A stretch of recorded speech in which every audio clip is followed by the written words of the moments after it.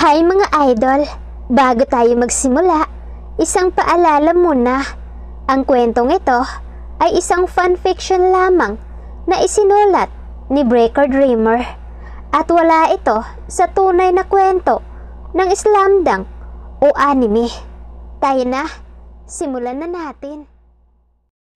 Samantalang, matapos ang pag-uusap nila sa Kuragi at ang mga kaibigan nito, napagdesisyonan ng mga ito na umuwi na dahil magagabi na rin naman at baka hinahanap na sila ng kanilang mga magulang. Si Sakuragi naman ay naiwan na namang mag-isa nang iwan din ng pagkain ng mga kaibigan nito para sa kanya. Gumawa ng duyan sa labas si Sakuragi at doon nagpahinga matapos kumain. Habang nakahiga siya at may malalim na iniisip, napansin niya mula sa malawak na kalangitan ang ganda nitong taglay mula sa pwestong pinaglalagyan niya ng duyan. Sobrang aliwalas ng langit habang may nagkikislap na mga bituin. Samot-saring mga katanungan ang pumapasok sa kanyang isipan habang tahimik ang paligid. Sa mga oras na iyon, inaatake si Sakuragi ng kanyang kalungkutan dahil bukod sa mag-isa na naman siya ay naaalala niya rin kung paano naging mas miserable ang buhay niya. Buong buhay niya lumalaban siya ng mag-isa para lamang mabuhay. Hindi umaasa sa tulong ng iba, pero pakiramdam niya ngayon wala na siyang kakayahang gumawa ng bagay na nakasanayan niya. Kahit ang kanyang sarili ay kinu-question niya ng paulit-ulit kung bakit hinahayaan niyang mangyari ito sa sarili niya. Magmula nang makilala niya si Aki, nandoon yung pag-asa na baka totoong nagbabago na siya para sa babae. Biglang naaalala ni Sakuragi ang mga napag-usapan kanina ng kanyang mga kaibigan tungkol sa pag-aampon sa kanya.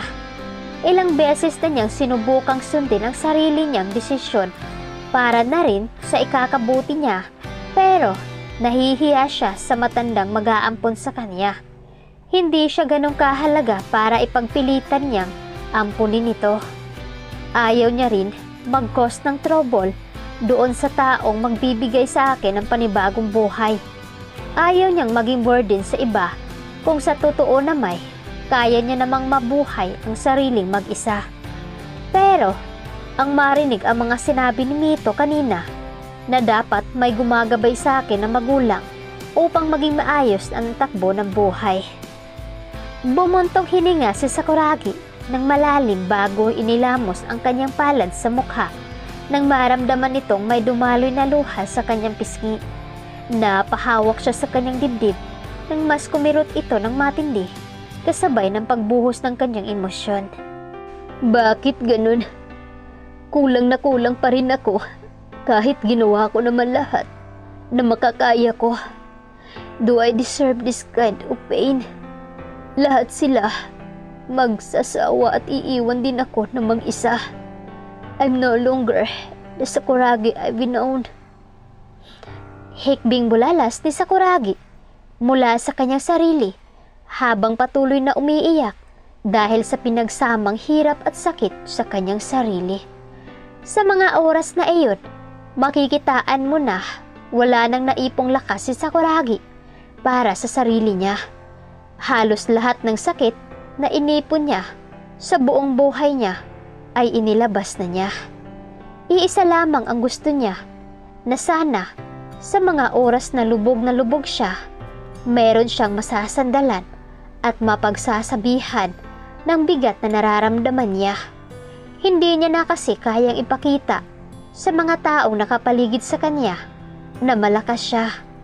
Gusto niya kahit isang beses lang makita niya na may mga taong nagmamalasakit sa kanya sa oras na nahihirapan siya.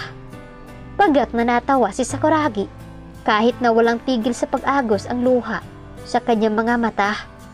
Pinupunasan niya na ito subalit parang mas naiiyak siya. Sana bukas malakas na ulit ako. Sana bukas matapos na ang lahat ng problemang kinakaharap ko. Piping bulong ni Sakuragi sa sarili hanggang sa nakatulog na ito. Samantalang kinabukasan, habang naglalakad si Mito kasama ang mga kaibigan niya patungo sa pinagtataguan ni Sakuragi, may dala-dala rin silang makakain para dito at damit na rin pamalit. Nagkakabiruan pa ang mga ito habang naglalakad at malalakas na tumatawa, kaya ang ibang mga taong naglalakad ay napapaiwas at naglalakad na lamang sa ibang direksyon dahil sa takot na baka nakawan siya. Mito, sa tingin mo, napag-isipan kaya ni Sakuragi ang tungkol sa pag-ampon sa kanya? Sa totoo lang, gusto ko nang makitang masaya ang kaibigan natin.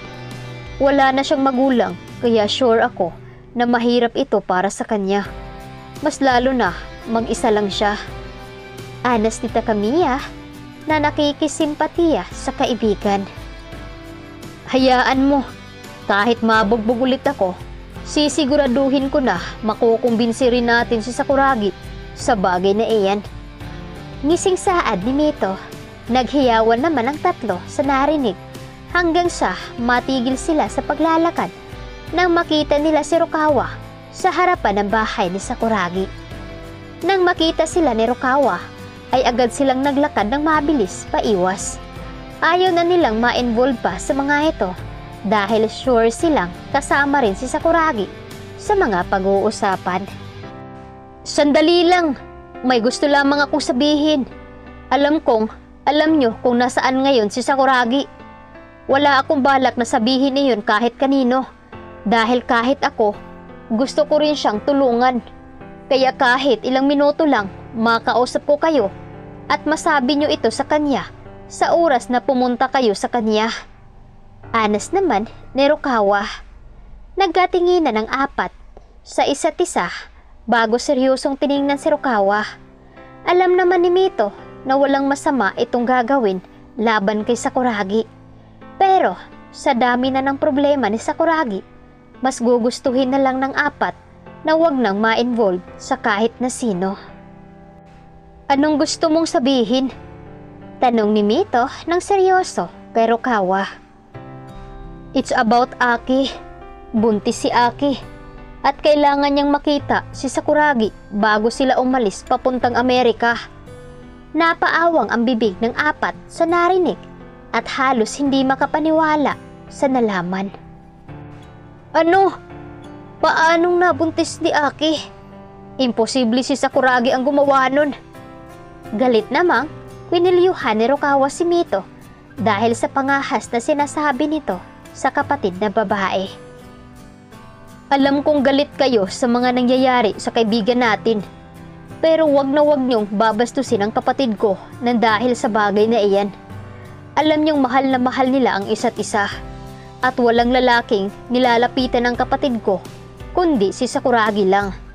Sinasabi ko sa inyo ito para sa ikakabuti ng lahat dahil sa oras na itago ito ni Aki kay Sakuragi, lalong magugulo ang sitwasyon.